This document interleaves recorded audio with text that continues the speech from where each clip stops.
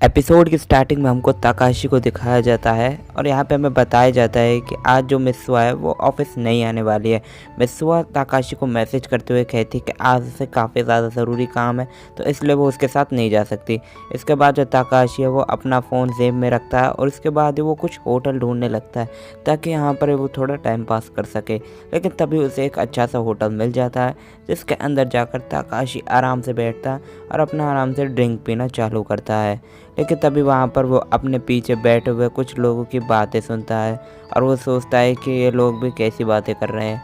इसके बाद Takashi drink करते हुए देखता है कि टीवी पे एक प्रोग्राम आ रहा है। इस प्रोग्राम के अंदर हमें एक नई जगह को दिखाया जाता है और ताकाशी इमेजिन करने लगता है कि वो और मित्सुआ उसी जगह में एक साथ घूम रहे हैं। मतलब इमेजिनेशन पावर देख रहे हो ना भाई की कितनी ज़्यादा तगड़ी है। इसके बाद ये सोचते हुए ताकाशी फिर से पीना चालू कर देता है और जो लोग उसके पीछे बैठे हुए थे वो सब शादीशुदा थे और वो सब बातें कर रहे थे कि उनकी वाइफ कितनी ज़्यादा क्यूट है।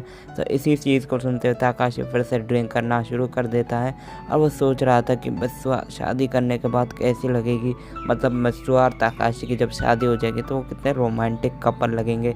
ये सोचते हुए ताकाशी पूरा नशे में चूर हो जाता है। उसके बाद वो काफ़ी सारी ड्रिंक करता है और वहीं टेबल पर टली हो जाता है।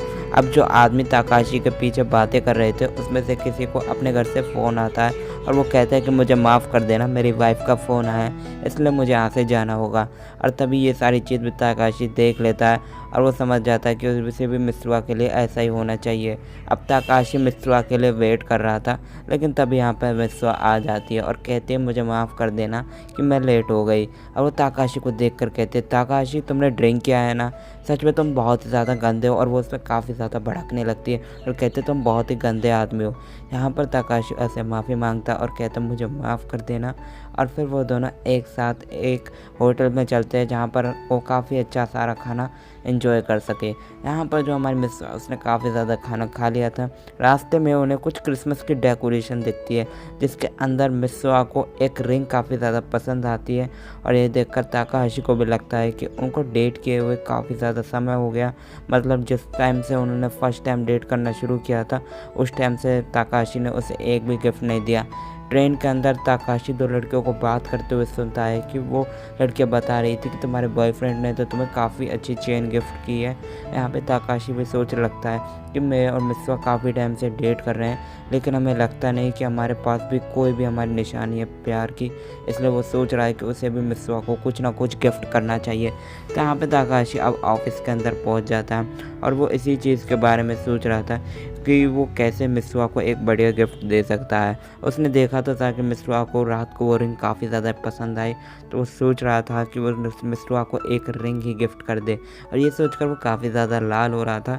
लेकिन तभी अचानक से यहाँ पे उसकी बॉस आ जाती है और कहते हैं कि ताकाशी तुम्हारी तबीयत ठीक तो है ना। तो यहाँ पर वो कहते हैं कि हाँ मेरी तबीयत बिल्कुल ठीक है। और वो उससे कुछ उल्टे सीधे सवाल पूछने लगता है कि लड़कियों को क्या पसंद आता है। इसके बाद ही ताकाशी के घर का सीन दिखाया जाता है जहाँ पर हमें मित्सुआ और ताकाशी दोनों एक साथ बैठकर बातें कर रहे होते हैं। यहाँ पर मित्सुआ ताकाशी के लिए कुछ चाय वगैरह भी बनाकर लेकर आई होती है। इसके बाद जो हमारा ताकाशी है वो अपने फ़ोन के अंदर चेक करने लगता है कि यहाँ पे जो ज्वेलरीज है उनका प्राइस आजकल क्या चल रहा है और किस तरीके की ज्वेलरी मित्सुआ के ऊपर अच्छी लगेगी। लेकिन तभी मित्सुआ देख लेती कि ताकाशी फ़ोन में क्या कर रहा है और ताकाशी चुपचाप अपना फ़ोन छुपा लेता है और वो कहता है कि आज तो वो बाल बाल बच गया। नेक्स्ट डे के अंदर जो ताकाशी है वो रिंग खरीदने के लिए या बनवाने के लिए एक ज्वेलरी शॉप पर आता है जहाँ पर वो देखता है कि रिंग का जो प्राइस है वो सच में आसमान छू कर बैठा है। फिर वो उनसे एक कपल रिंग के बारे में पूछता है लेकिन जैसे वो उसका प्राइस बताती है तो सच में काफ़ी ज़्यादा होता है। ताकाशी के तो एल लग जाते हैं क्योंकि उसकी 6 महीने की सैलरी इसी में जाने वाली थी। लेकिन उसके बाद वो सोचने लगता है कि उसके ऊपर ब्रेसलेट भी काफ़ी ज़्यादा अच्छा लगेगा। लेकिन तभी यहाँ पे जो ज्वेलरी के ओनर है वो बताती है कि हमारे पास एक स्पेशल ऑफ़र चल रहा है जहाँ पर एक नई कपल रिंग आई है, ये आपके बजट में भी काफ़ी अच्छी तरीके से आ जाएगी। तो ये देखने के बाद हमारा ताकाशी है वो उस ऑर्डर को दे देता है। अब यहाँ पे हमें दिखाया जाता है जो मित्सुआ और मीचेन है वो कहीं जा रही होती है। लेकिन तब यहाँ पर मित्सुआ ताकाशी को देख लेती है ज्वेलरी शॉप से निकलते हुए और ये सारी चीज़ें वो मीचेन को नहीं बताती और कहती कि हमें उस साइड चलना चाहिए। और यहाँ पे ताकाशी सोचने लगता है कि वो मित्सुआ के साथ एक कैंडल लाइट डिनर एंजॉय करेगा जिसमें बहुत ही अच्छा अच्छा खाना पीना होगा। इसके साथ यहाँ पे जो ताकाशी वो मित्सुआ को एक बढ़िया सा गिफ्ट देगा जिसके अंदर रिंग होगी। ये देखकर मित्सुआ शर्मा जाती है और वो काफ़ी ज़्यादा ही खुश हो जाती है और उसे हैप्पी एनिवर्सरी भी विश करता है। इसके बाद वो उसे रिंग पहनाता है और एक बढ़िया सी किस भी कर देता है, लेकिन रियलिटी कुछ और ही होता है। यहाँ पे जो हमारा मित्सुआ वो तकिए को किस कर रहा होता है। ये सारी चीज़ें हमारी मित्सुआ भी देख लेती है और कहती है कि सच में तुम बहुत ही ज़्यादा अजीब होते जा रहे हो ताकाशी। यहाँ पे ताकाशी सोचने लगता है कि उसका पहला मिशन है कि उसे मित्सुआ की फिंगर का साइज़ डिटेक्ट करना होगा। तो वो मित्सुआ से कहता है कि अब वैसे काफ़ी ज़्यादा टाइम हो गया तो शायद हम दोनों को सोने चलना चाहिए। तो इसके बाद ही ये सुनते हैं मित्सुआ काफ़ी ज़्यादा शॉक हो जाती है कि ताकाशी उसे पहली बार सोने के लिए कह रहा है। यहाँ पर मित्सुआ अब सोने के लिए चली जाती है और ताकाशी ने उसकी रिंग का साइज़ ले लिया था। अब इसके बाद नेक्स्ट डे जो हमारा ताकाशी है वो काफ़ी ज़्यादा ही खुश हो रहा था और मन ही मन सोच रहा था कि अब तक उसके प्लान के हिसाब से ये सब कुछ चल रहा है और अब वो जल्दी से एक बढ़िया सा होटल भी बुक करने वाला है जहाँ पर उसके सिटी के व्यू के साथ मित्सुआ के साथ कैंडल लाइट डिनर एंजॉय करेगा। मित्सुआ इसके विपरीत कुछ और ही सोच रही थी कि यहाँ पे जो ताकाशी है सच में काफ़ी ज़्यादा बड़ा पागल है। ये उससे क्या छुपाने की कोशिश कर रहा है, वो सच में काफ़ी ज़्यादा अजीब हरकतें कर रहा है। आजकल उसका जो बिहेवियर वो भी सच में काफ़ी ज़्यादा ही चेंज हो चुका है। इसके बाद जो हमारी मित्सुआ है वो जल्दी से कुछ प्रिंट आउट निकालने के लिए जाती है। यहाँ पर तभी हमारे ताकाशी को दिखाया जाता है जिसका मूड बहुत ही ख़राब होता है। उसने वो होटल बुक करने के लिए गया था लेकिन वो पहले ही रिजर्व्ड होता है। इसके कारण ताकाशी अपने घर आता है और सच में काफ़ी ज़्यादा टायर्ड होता है, लेकिन तभी उसे कुछ मैसेज को देखकर याद आता है कि उसकी रिंग तो बन चुकी है। इसलिए वो जल्दी से अपने फ़ोन को छोड़कर वो वहाँ से भागता हुआ चले जाता है, क्योंकि अगर उसने आज रिंग नहीं ली तो कल शॉप बंद रहेगी। तो यहाँ पर वो शॉप बंद होने से पहले रिंग को लेने के लिए आ जाता है और फाइनली उसे उसकी जो रिंग है वो मिल जाती है। ताकाशी कहता है कि चलो रेस्टोरेंट बुक तो नहीं हुआ लेकिन कम से कम उसे उसकी रिंग तो मिल गई और अब वो इस रिंग को मित्सुआ को ज़रूर देगा। लेकिन जैसे ही वो ज्वेलरी शॉप से बाहर निकलता है तो उसे क्या पता था कि जो मित्सुआ वो इतनी जल्दी उसके सामने आ जाएगी। वो सच में काफ़ी ज़्यादा गुस्से में लग रही थी। यहाँ पर जो मित्सुआ और ताकाशी वो दोनों एक दूसरे को देखते हैं जो एकदम अनएक्सपेक्टेड होता है। यहाँ पे ताकाशी जो अपना पीछे कुछ छुपा रहा होता है और मित्सुआ कहती है कि क्या तुम कुछ छुपा रहे हो, अगर तुम कुछ छुपा रहे हो तो मुझे बता दो। वैसे भी हम दोनों के बीच में कुछ भी छुपना नहीं चाहिए।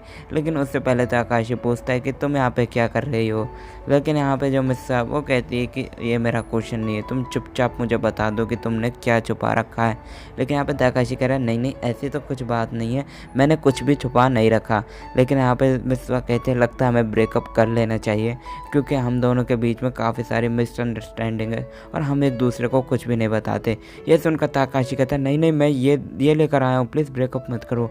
लेकिन यहाँ पे ये देखकर जो मित्सुआ वो काफ़ी ज़्यादा शॉक हो जाती है और वो देखती कि ताकाशी उसके लिए काफ़ी अच्छे रंग का सेट लेकर आया है और वो देखकर काफ़ी ज़्यादा ही शर्माने लगती है और हैप्पी होती है और वो कहती है कि तुम ये लेने के लिए गए थे।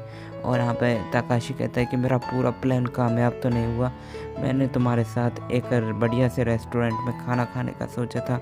लेकिन यहाँ पे मित्सुआ कहती कोई बात नहीं, मेरे लिए यही बहुत है। और यहाँ पे ताकाशी और मित्सुआ दोनों ही एक दूसरे के साथ ब्लश कर रहे होते हैं और इस बार वो अब किसी कोने में जाकर किस करने लगते हैं। और यहाँ पर गाइस अभी मैं बता नहीं सकता कि आगे क्या क्या होता है। किसिंग के बाद ये जो सीन है अब वो बिस्तर पे जाकर ही ख़त्म होता है, समझ रहे हो ना। यहाँ पे ताकाशी मित्सुआ के ऊपर चढ़ा हुआ होता है। यहाँ पे मित्सुआ बताने लगती है कि तुम्हारी रिंग को मैं बिल्कुल भी उतारने नहीं वाली हूँ, और मतलब वो कहता है कि प्लीज़ ऑफिस में इसे छुपा के रख लेना। यहाँ पर नेक्स्ट डे हमें दिखाया जाता है जो मित्सुआ है वो सोच रही होती है कि वो उस रिंग को किस तरीके से पहनेगी। अब यहाँ पे ज़्यादा टाइम हो चुका था। इसके बाद ही जो नेक्स्ट डे के अंदर हमारी मित्सुआ है वो ऑफिस के अंदर अपना काम कर रही होती है। लेकिन यहाँ पे उसका जो मैनेजर है उसने कहा था कि तुमने अपना जो काम है वो सही से नहीं किया, प्लीज़ तुम इसे दोबारा जाकर चेक करो। और ये सुनने के बाद जो मित्सुआ है उसे काफ़ी ज़्यादा ही झटका लगता है और कहती है अरे यार मेरा काम आज फिर से रिजेक्ट हो गया। और वो कहती है कि नहीं ऐसा तो चला तो मेरा काम सच में ठप हो सकता है। यहाँ पर वो उस रिंग को देखते और कहते हैं जो भी कहो, लेकिन ये जो रिंग मुझे ताकाशी ने दी ये सच में काफ़ी ज़्यादा ही ब्यूटीफुल लग रही है। और उसे ये सोच कर ताकाशी के द्वारा की गई किस और उसके साथ रहे हुए सीन याद आ जाते हैं। यहाँ पर ये रिंग वगैरह मीचैन और उसकी बाकी दोस्त भी देख लेती है और यहाँ पे मिसवा वो काफ़ी ज़्यादा ही खुश होती है और वो उन्हें बता देती है कि यहाँ पर जो मिसवा है वो किसी के साथ डेट कर रही है। तो यहाँ पर ये चीज़ सुनकर वो लोग भी काफ़ी शॉक हो जाते हैं और वो कहते हैं कि अच्छा कोई है जिसके साथ तुम हो? वो कहती है हाँ, मतलब समझ रहे हो ना। यहाँ पर मिसवा काफ़ी ज़्यादा ही खुश होती है और इसके बाद ही हमें इसकी तरफ ताकाशी को दिखाया जाता है, जहाँ पे दूसरी तरफ ताकाशी चुपचाप रिंग को अपने गले में पहने हुए होता है। तो वैसे यहीं पे एपिसोड ख़त्म हो